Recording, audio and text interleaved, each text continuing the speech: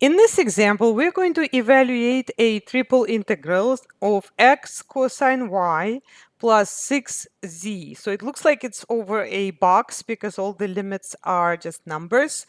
And let's go ahead and compute the inside integral first. So we're integrating with respect to z first. Now, when you're integrating with respect to z, x and cosine y are just numbers.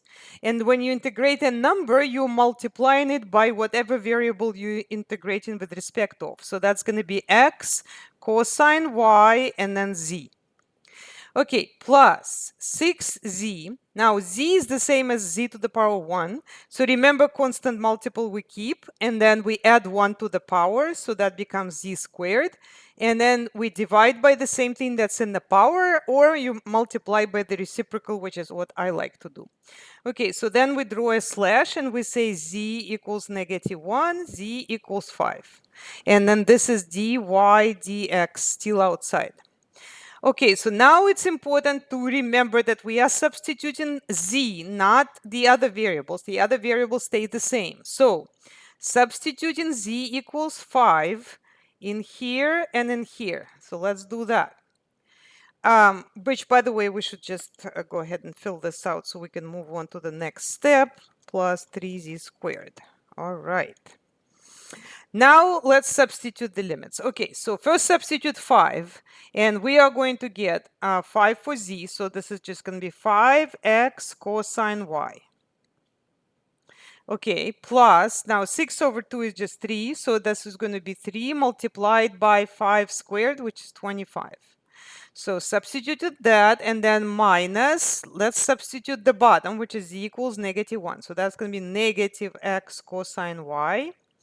And then plus 3, and then when you square -1, that's just going to be +1. So that's it. And we do still have dy dx, but we have to simplify what we get. So let me just make this a little bit larger. So let's see if we can simplify our integrand. So it's going to be 5x cosine y plus 75 plus, right? Because this minus gets distributed, x cosine y, and then minus 3. All right, so after we simplify that, what do we get? Because we do have like terms. So we can see that right here there's x cosine y, and right here there's x cosine y. So these could be combined. So it's 5 plus really 1 right here. So that would be 6x cosine y plus 75 minus 3, 72. Okay, so that goes inside here. So 6x cosine y plus 72. Okay, so the next thing is to start evaluating the middle integral, right? So this is going to be 6x cosine y with respect to y. Now, when you're integrating with respect to y, the 6 and the x are just like a constant multiple. So we just keep it, right? So you're going to get 6x, and then you integrate cosine y as a normal integration, which hopefully everybody knows that's just going to be sine y.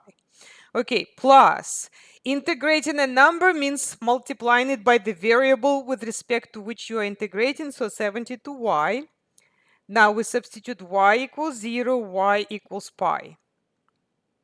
Okay, so that's gonna be, let's see if we can fill this out. So this is just the step that I just did before you start substituting. We do not need to add plus c because we're going to be substituting the limits, right? Okay, so now we are substituting for what? For y, right? So first, always start with the top limit. So we're substituting pi in here and in here. And then we will substitute 0 after that, which I'm pretty sure is going to just give us 0 because sine of 0 is 0 and y at 0 is 0. So this is just the top. So 6x sine pi plus 72 pi. Now, always remember that they would want you to know what is sine of pi. Like, you should not leave it like that because you're supposed to know that. And since you have a calculator, you can first of all make sure that the mode is in radians. And so if you don't know that sine of pi is 0, That's not good because you should, but you can check this on the calculator. Just make sure that it's in radians. And so sine pi is 0, so that's just going to drop out. And 72 pi obviously will not drop out, so that's going to stay. So that will be in here. So that's 72 pi.